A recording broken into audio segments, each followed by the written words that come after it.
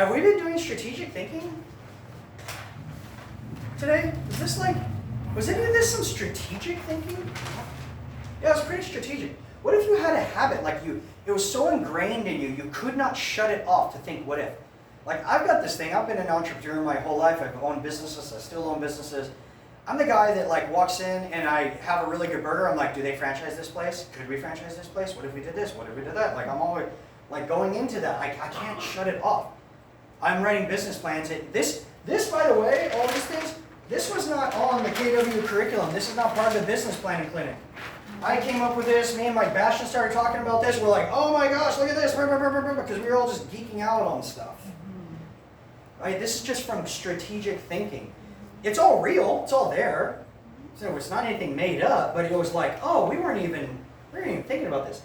How much time do you have in your schedule right now that you just like strategically think? This is what I do. Albert Einstein said that if you gave him a problem and 1 hour to solve it, he would spend 59 minutes thinking about it, 1 minute solving it. Sharpening that axe. Sharpen the axe. There you go. I gotta remember that story. I'm gonna start implementing that. That's a good one. It's a good one. Yeah. Sharpen the saw, sharpen the axe, right? Yeah, sharpen the axe. 59 minutes. So Albert Einstein, he's a pretty smart guy.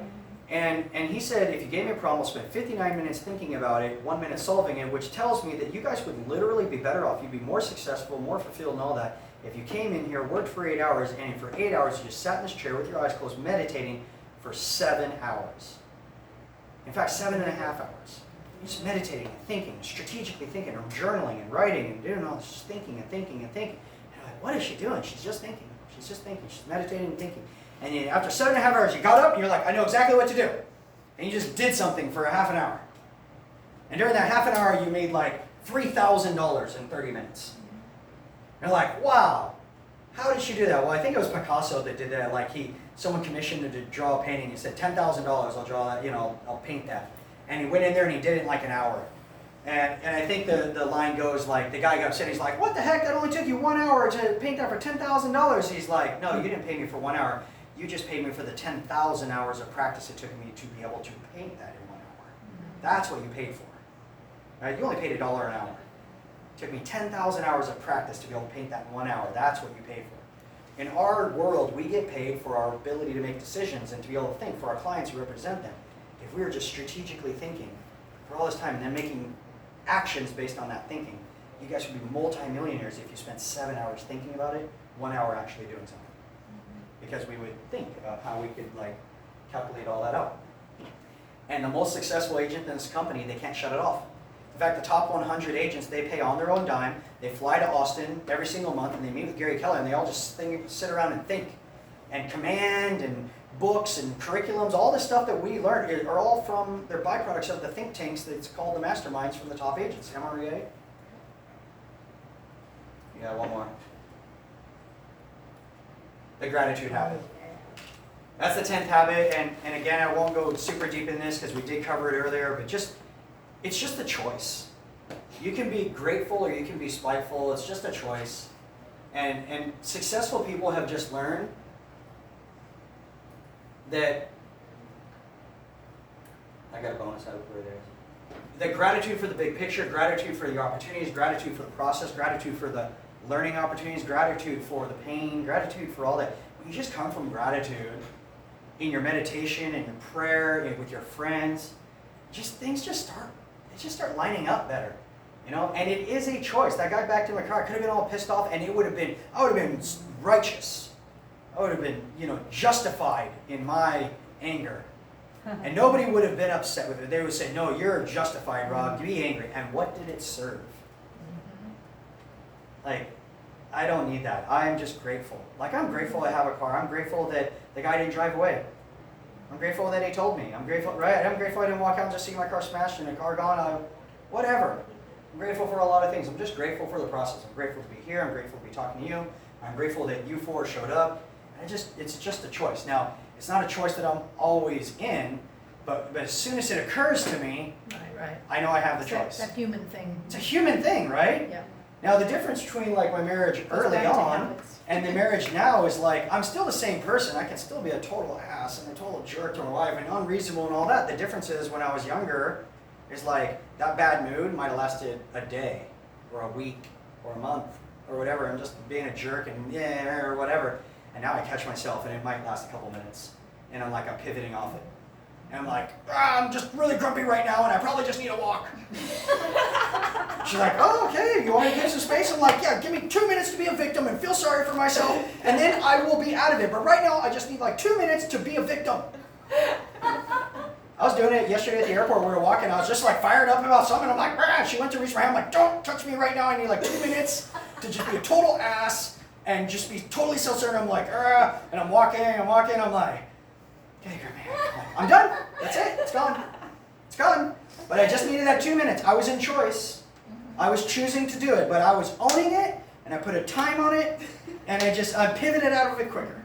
And I'm like, thank you for being gracious. Thank you for letting me have those 2 minutes. I just needed it. I just need to be a victim for a minute. I was pissed off about the plane, pissed off about it. But before, it might have been something that ruined my day. Yeah. Did we have a bad day, or did we just have a bad minute that became a bad day? Yeah, exactly. People have bad minutes all the time. Diana, and I'll end on this, and I'll just give you guys the last one. I want to take a couple of Haas in action. It's being radical about customer service. I already told you about the Disney experience.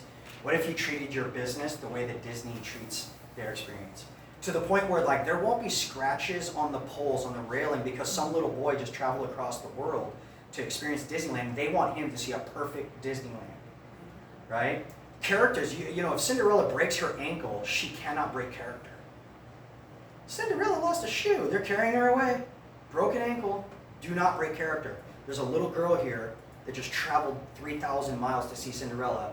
Do not let her know your name is Julie. Right? Stay in character until we get you off the floor. Radical, fanatical about customer service and their experience. Being an experience manager. If everyone in town said the same thing about you, oh my gosh, it's amazing. So Diana says, imagine for a second I'm walking around and I've got a cup and I'm wearing my outfit and I got a cup and it's full of Kool-Aid, right? I'm walking down the hall and you bump into me. And you bump me on the shoulder and Kool-Aid goes all over my white outfit and I'm stained. And I'm like, I can't believe you did that. You spilled Kool-Aid all over my white outfit, you klutz, right? Well, she goes, well, that's not what happened. That didn't happen. I'm like, what do you mean it didn't happen? You're like, you keep saying she spilled Kool-Aid on you. She didn't spill Kool-Aid on you. What she did was bump you. That's what she did. She bumped you. I was the one that was carrying a full glass of Kool-Aid. I was the one wearing white. She just bumped me. And the Kool-Aid, because I was carrying it, went all over me. Now, in life, is it inevitable people are going to bump you? Mm-hmm. People are going to bump you. And whatever you're carrying is going to spill out. So if I've been carrying around a cup of air, a cup of money, a cup of laughter, and you bump me and laughter spills out all over the place, then that's what spills out.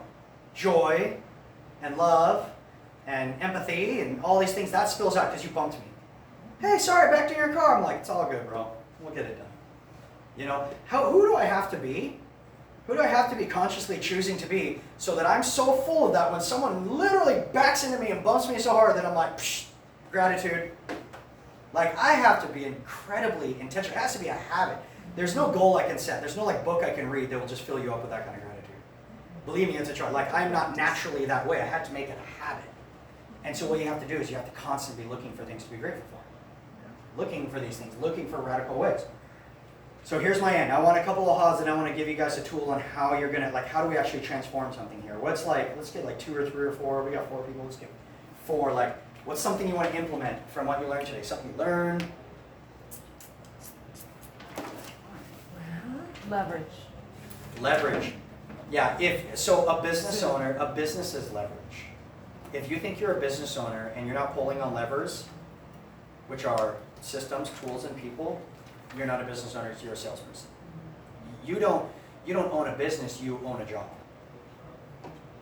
That's what Robert Kiyosaki says, self-employed, you just own a job.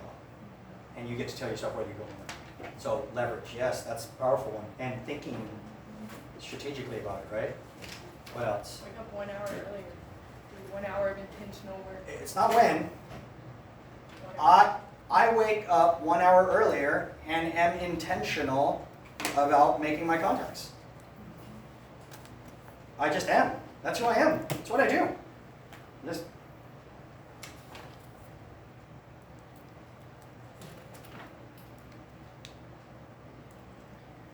Well, I'm a big believer in affirmations, and so you've given me one kind of good new one, because it is true, you get used to some, and then you have to disrupt yourself, right? Lead generate. My life is on the other side of that. That was a great quote, thank you. So I'm gonna put that up on my desk. you're opening. My life is on the other side of that. That's why I'm doing this, because I've discovered that my North Star, I'm having to change my, not business plan, my mission statement and all of that, because my life has changed so much. My kids are grown up, they Priorities were have my changed. North Star. Priorities Now, have I changed. need to be my own North Star, and I'm going, why Yeah. am I not as inspired? Yeah. And it's because I need to Yeah. recreate that. Yeah, it's, you know, that you learn early on, and I only have a few strengths, and I'm really bad at a lot of things, but one of my strengths is knowing that I only have a few strengths. And that sounds odd, but it's actually just something that's I've recognized to be unique in the world, is most people think they need to be good at everything, and I just own the fact that I'm not, and I know what I'm good at, and I know that I'm not good at most stuff. And John Maxwell says there's a reason why you shouldn't do what you're not good at. It's because you're no good at it. Yeah. Right. I agree. And so one of the things that I'm good at is recognizing that I'm only good at a few things. Another thing that I'm good at, and I recognize I'm really good at this, is I do take advice well. I pay attention. I'm very I do astute. too, very coachable. I pay attention. I'm very coachable. Which means that I've had people, and I'm so blessed, I've had people in my life that have come along and they've like, Rob, listen, when I was your age, and I had it in 20s, I had it in, having it in 40s, and I've had someone come along and they're like, listen, when I was your age, I wish I would have known, I wish someone would have told me this. I'm telling you now. And a lot of people don't take that advice. When someone says that to me, when my 50-year-old friends and 60-year-old friends go, listen to me. Listen right now, with your marriage, with your kids, whatever. I'm like, both ears, what? I will take that and I'll lock it in. And they say things like that. Now, one of the best, I have a very good marriage, and I don't think it's that we got lucky. I think we're incredibly intentional. We're high communicators. Because we took advice early on, and some friends of ours early on in our marriage said, listen, let us give you some really good advice. And we're like, what's that? And they're like, put your marriage first. You guys are going to start having kids and all that. People want to start making their kids a priority. They start making their job their priority. No matter what you do, keep each other first, because you will be better parents when you're better spouses. You'll be better employees when you like going home. Everything else will just work out. And we're like, okay, so just early on, now we've gotten better about it over the years. And communicate, talk. The number one cause of divorce is not money. It's not infidelity. It's not these things that we think it is. It's unmet expectations. I had an expectation that you were going to be this person, and now you're not being it. Well, maybe I didn't communicate with that. This is what I expect from our friendship. That is absolutely the definition of unhappiness. Yeah. That's all Unmet it is. expectations. Unmet expectations. So what if we just start talking to each other? I'm like, hey, listen, this is what I expect. This is what I want. Like the love languages book. Everyone I coach, I have not only take the DISC assessment, the KPA, I have them take the love language assessment. One of their first homework summit, like, you start coaching with me, and I'm like, all right. And they're like, all right, let's get into this. How am I going to recruit? How am I going to make $1 million? I'm like, tell me about your family. Like, what? Who's important to you? Well, so you got the personal, How's your marriage? financial, business, all these circles in our lives. If one circle, you're making great money, but your family's messed up, how's your life? Yeah. It's messed up. You have to have all of that. Yeah. Yeah. I think another piece too is that we all have certain gifts, and that it's important we manage our gifts too. Sometimes we have to withhold.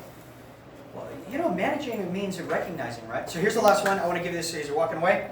Okay, here's my last thing. So what's the one thing that we can do? I'm going to give you my seed. Okay, if you guys haven't gotten this yet, I'm going to just get to the punchline. What I would like for you guys to do, what I'm going to request of you, is to get from Lisa, get from wherever the 66-day challenge. Okay, you know the 66-day challenge. Here's the challenge though. Okay. It's the habit out of all of these that I believe is that, because these are in no particular order, it's the one. And it's the strategic thinking habit. So this is what this means to me. Okay? If you want to transform your life, you're going to go 66 days straight, and you're simply just going to, for 30 minutes a day, that means no weekends off, anything, 66 days straight, for 30 minutes a day, you're going to think about your life by design. You're just going to strategically think, and you're going to write about it, you're going to journal, whatever occurs to you. But you're going to think, and it's going to be really hard. It is. And I didn't say it'd be easy, I said it'd be really hard, but it doesn't mean it's complicated. It doesn't mean you can't do it. Simple but not It's easy. simple, but not easy. Yeah. Yeah, you're welcome. Thank you. Thank you very much. Yeah, you're welcome. And that's Hope you guys our enjoyed. plan. I'm glad it was only See 4 you. of us. Yeah, No, that but was it's awesome, right? but So you I'm had a always team late. back Yep. home. Mm-hmm. How long have you had your team? So